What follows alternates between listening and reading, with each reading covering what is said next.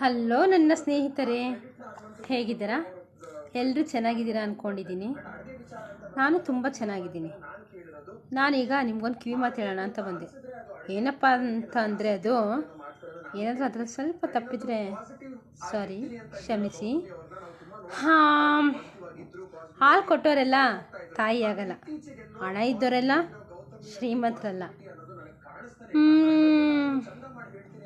Smile ಕೊಟ್ಟವರೆಲ್ಲ lover ಅಲ್ಲ.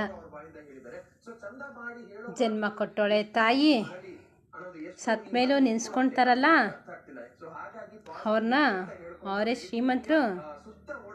ಹೃದಯನ ಮುಟ್ಟುತ್ತಾಳಲ್ಲ, ಅವಳೇ ಪ್ರೇಯಸಿ. ಸರಿನಾ? ತಪ್ಪಾದರೆ ಕ್ಷಮಿಸಿ, ಓಕೆನಾ?